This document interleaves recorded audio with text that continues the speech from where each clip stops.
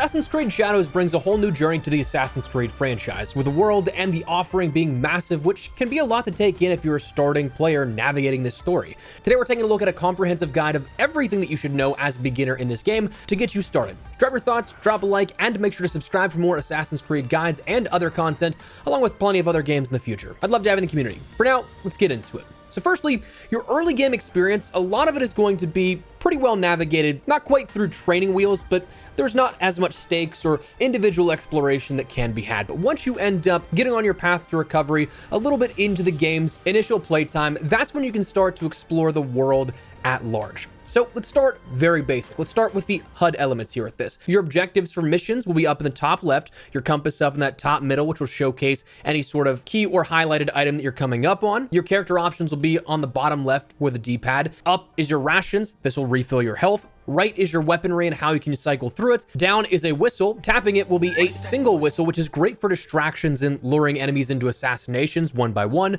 while holding your whistle will summon your steed or your horse. Left will be your pings, but you also have additional options like a left trigger. Holding it will then bring up the secondary options for things like your equipment and throwables, where if you can upgrade that, you can activate one of 4 different things at a time on that wheel. Your bottom right is your masteries, so combat usage here. This is where you'll see your better abilities that can help you out in engagements. Then additional options here is holding that left trigger will allow you to view things, kind of like a focus ability. This will come insanely in handy for things like marking enemies. That way you can keep track of where they are as they're moving, zooming for a better view at something off in the distance. What I find super helpful is finding objective objects at a quick glance. Things like hidden mission elements you're tasked with searching for in blue, collectibles like lost pages at temples in white, and lootable boxes in yellow. More on all of that a little later though. So beyond that, what about your map and the world that you'll be introduced here with? What can you see on this map? Well, firstly, the whole world is explorable. It's unmapped until you find it, so it's entirely up to you at what pace you go here for it. If you want to spend the first few hours just simply roaming around and discovering areas, you can, or you can discover it alongside the story of the main quest and side quest. It's entirely up to you. Fast travel points are insanely beneficial for traveling, especially if you want to get from point A to point B, either for going for just things off mission or even following mission parameters themselves. Sometimes you do have to travel quite a bit, but to end up getting these, they will be that Falcon logo at the highest points of a specific area. All you have to do is navigate your way to climbing these and then perching yourself on top, and it unlocks that fast travel point. From there, you can end up just simply selecting it and going to it after a short little load sequence rather than spending minutes going across the map. These, again, you can do at any sort of pace you want. If, again, you want to unlock every single fast travel point, you can, or you can end up doing it in parallel with the main quest and where it ends up taking you. The map itself has quite a few different notable areas. Obviously, you have all the different provinces here, which you want to check the level of each of those areas, not just the provinces, but even the smaller areas inside those as well, which we'll come back to that point in a little bit. You have things like towns, castles, temples, and all. Towns are bustling with life all around them. You have shops and side missions that can be found here. Castles are very nice for high tier loot that you can usually acquire. Oftentimes it's heavily fortified, and to get that high tier loot, there's some sort of mastery items associated with it. You need to often clear out samurais and then find the legendary crates. Early game, oftentimes you can kill that samurai with a single vertical attack and move on pretty quickly, while the legendary crates are mostly up in the upper portions of the tallest spires. Those can be found accessing either the roof entry, or sometimes you do have to go up and into them a little bit. Castles also have in the bottom of them, that main building, a locked room that requires a key from someone in one of those upper spires or upper levels that will grant you a solid amount of supplies like wood, hay, and the like, along with high tier loot separate from that mastery of the castle. A lot of those sort of locked basements end up having high yields of loot that can be found that requires the use of scouts to end up getting them, but they're entire stockpiles, so they are much more than what you'd normally just be picking up off the ground. And then temples, these are ways that you can end up gaining things like knowledge points, which we'll come back to in a little bit. Other notable areas, as you discover more and more, there are things like archery training areas, different combat locations and training that you can end up doing for knowledge points, and so on and so forth.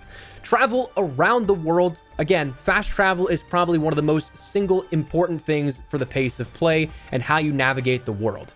On horseback versus on foot is entirely up to you. Sometimes, if you like to just beeline it right to that specific point, on foot might be the better option because a lot of the times there are quite a few hills and mountains you have to navigate that on horseback you can't actually get to. but on foot you can make some of those crazy climbs. If you do want to ride on horseback though, you can activate Pathfinder, which takes you to the active objective, not necessarily the marked location you have on your map, but the active objective in the most direct, legitimate pathing there to get to it. So not necessarily going over that hillside and through the forest, but instead following a path to get to that point. Once you're thrown into the world here of Assassin's Creed Shadows, one of the first things you have to do is set up your hideout. And this becomes immensely important to you as you continue on into the story and as you start to upgrade all of your things, because it's kind of the hub for basically upgrading you as a player. The buildings that are available and the basis of them, things like the stables, is your hub for transportation and materials. Smuggling stockpiles of materials is where you'll find this. The Kakuraga is a hub for your safe houses all over Japan, which will allow you to refill scouts. The study is used for air quote secrets, which is just expanding your scouting network, and things like the forge used for upgrading your gear. Now, each of these, of course, do have upgrades beyond just the initial offering of what they have. Simply upgrading the capabilities of the buildings and what they offer and what you can get out of them even more. So like, for example, the forge can go up to level 3 as with everything else. At level 2, your weapons and armor can be engraved up to level 40, and non-legendary engraving can be applied to those items that go through there. Level 3, that's when your weapons and armor can be upgraded to level 60 and legendary engravings can be applied. This is insanely beneficial, and you will definitely notice that once you start to upgrade these things, it'll start packing much more punch above whatever level you're actually at. Your study, for example, is another one. Level 2 will get an additional scout to join the league, and level 3 will add another scout on top of that, but also reduce the search zone for quests by 60%. So when you use a scout to end up finding one of these ambiguous sort of mission parameters, it will be almost pinpoint rather than an area that you still have to search, which is insanely beneficial for the timing of everything. Now, all of these, building these initially and the upgrades available for them, they all require different material costs. Materials can be found in a various number of locations, and honestly, they were one of the things that at first I kind of had the toughest time struggling to get, but you can find these randomly in camps or towns. These are usually found in small numbers when found like that. In castles or fortress-style camps, things that are more heavily guarded in towns, these will have stockpiles, which are large amounts of those materials, all bundled together, but do require you to usually clear those areas through combat or through stealth, but also require scouts to smuggle them out of there and bring them back to your safe house. But the other way out of all of this is contracts, which is something you can actually do and activate in your hideout itself. It's honestly one of the things that I entirely missed for way too long earlier in my play sessions, but it's basically just side objectives to end up doing small things here, like assassinate a certain character, take out a camp and steal their supplies and things like that. But these will not only grant you the supplies around those camps or wherever you're taken for that objective, but they also grant a large quantity of materials and XP in return that are guaranteed, usually a large number that can pretty much build at least one of the upgrades or multiple that you're trying to do with just one simple contract. And they're relatively fast and easy to do, usually like 5 to 10 minutes max. But that kind of leads into the topic of missions. Missions as a whole obviously are how you progress the story in Assassin's Creed Shadows. There is a huge variety of missions within Assassin's Creed Shadows between the main quest and a side quest. Honestly, even just doing the main quest, you'll understand that there sort of bounces between a lot of different subcategories of that main quest. You'll end up getting missions for things like the Legion, which is your main group. The main quest to kill off the group of bandits that you see at the beginning that kill Naoe's father and steal the box. There are quests for both Naoe and Yasuke. The Twisted Tree subquests are there, quests for your hideout, the people of Iga, Setsu, and Yamashiro, and even more. Side quests are also there for like fun little things that you can do a little bit beyond just the main questing. Like the one that I thought was kind of funny, but kind of a nice little story to follow beyond that is getting a dog companion. You end up sort of avenging his previous owner's death and getting the keys to a fortune, which is something that's definitely obviously nice to have. You also have some flashback missions, which we'll touch on in a second, that are all entirely optional as well, but a lot of things that you can end up doing. Now, for these missions, a lot of the main quest missions will end up needing the use of scouts if you want to sort of progress the story a little faster.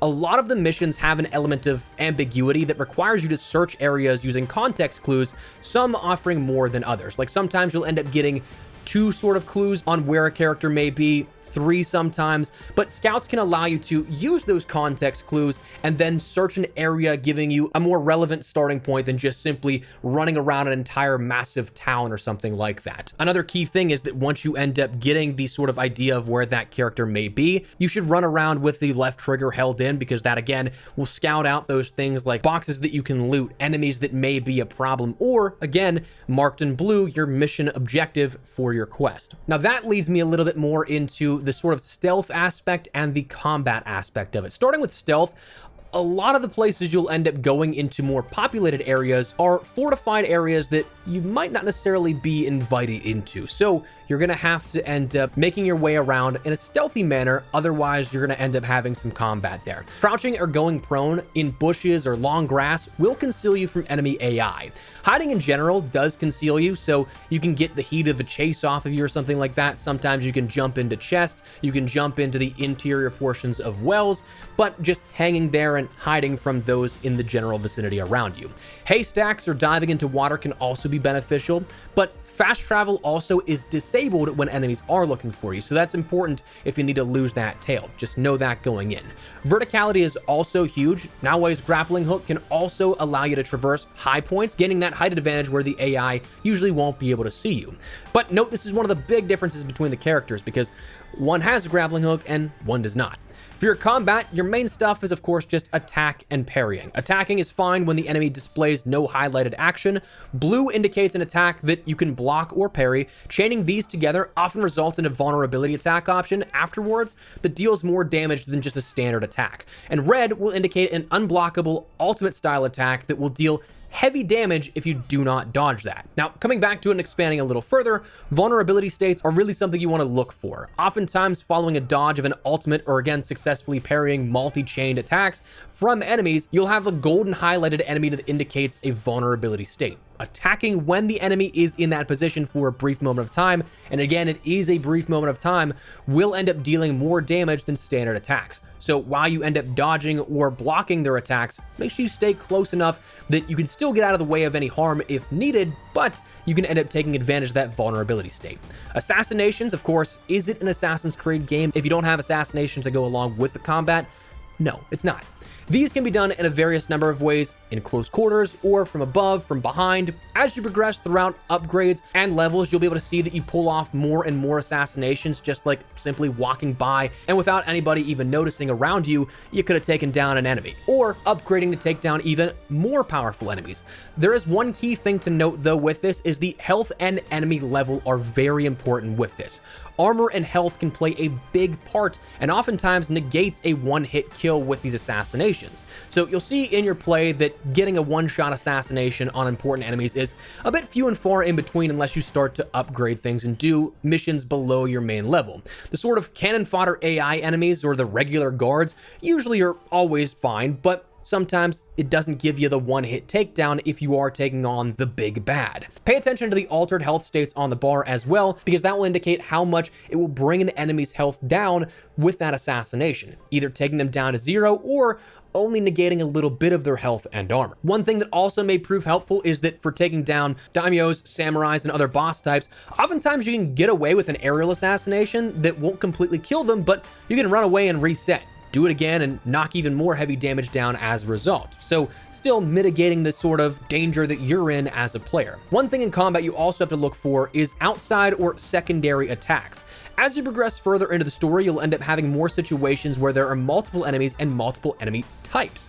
Enemies with bows and teppo or firearms. These enemies will be a lot less frequented in their outside attacks, like they're not going to attack you as much at a distance as somebody that's actually just swiping at you in close quarters, but they do still pose a threat. Similar to the growing bars of suspicion if somebody ends up spotting you in your sort of stealth approach to things, this will also have a red indicator in a ring around the center of your screen that will get larger red as the projectile is about to be fired or is on the way, giving you a time window to dodge the incoming projectile.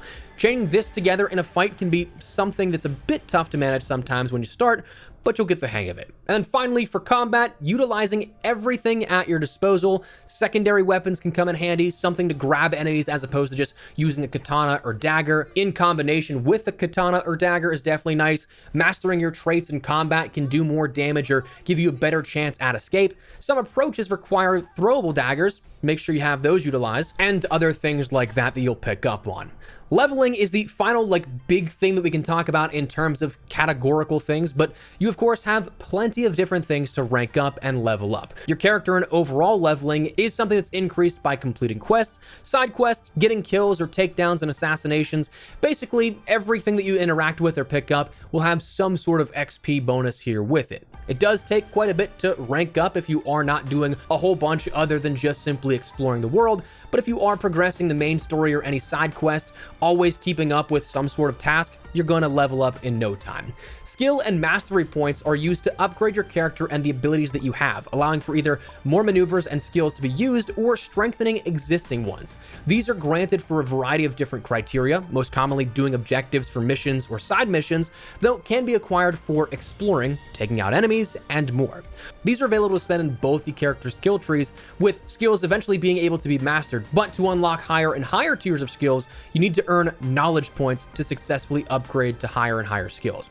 Knowledge points are obtained by finding the lost pages at temples, praying to shrines at temples, and practicing Kuji-Kiri for flashback missions along with the other orange color styled missions. Personally, I think the fastest are the lost pages or praying to shrines. Some of the small combat things are also rather quick, but things like practicing Kuji-Kiri for flashback missions, those take quite a bit of time. You can do all of the other ones in just a couple of minutes max, but the flashback missions will take anywhere from 5 to 10 minutes versus, again, less than a minute for most. So gaining knowledge points, doing all of those is definitely critical to improving yourself as a character.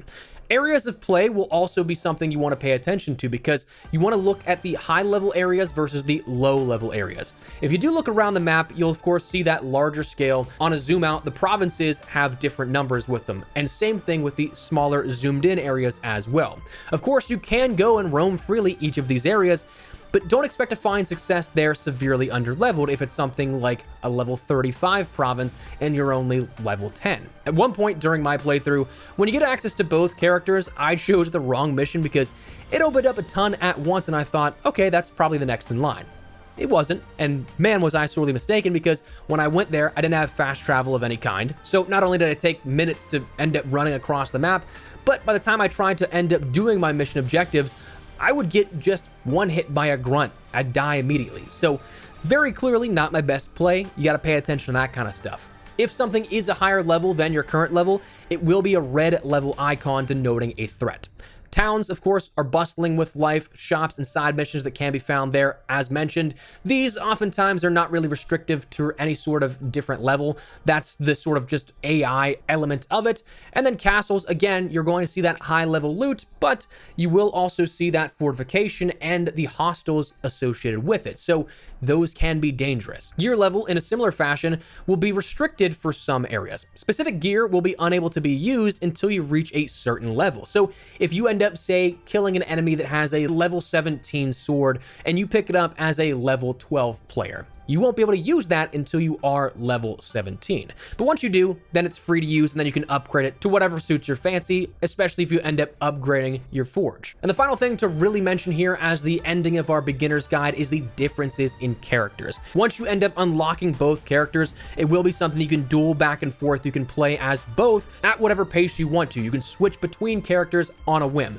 but just know that each have different attributes. Naoe ends up being able to access things like a grappling hook and has more agile attributes than anything else, being more so parkour based and quick on the feet, good for evasive maneuvers and things like that. Yasuke ends up having access to things like Teppo or firearms and the bow, but also has more brute force attributes than anything. I mean, one of the first things you see in the actual game itself is the huge kicking effects and busting through doors. So just know that there are two different sides of the coin of the playstyles that if you swap back and forth, you can get the most out of both of them. But that is the ultimate beginner's guide here and everything I think you should know jumping into Assassin's Creed Shadows. So drop your thoughts down below. What do you guys think of what's on offer with Assassin's Creed Shadows here? If you found the guide at all insightful, do me a favor and drop a like on it, and make sure to subscribe for more Assassin's Creed Shadows content, guides, and more. I'd love to have in the community. But for now, Thanks so much for watching. Mine has been Espresso. I'll see you later.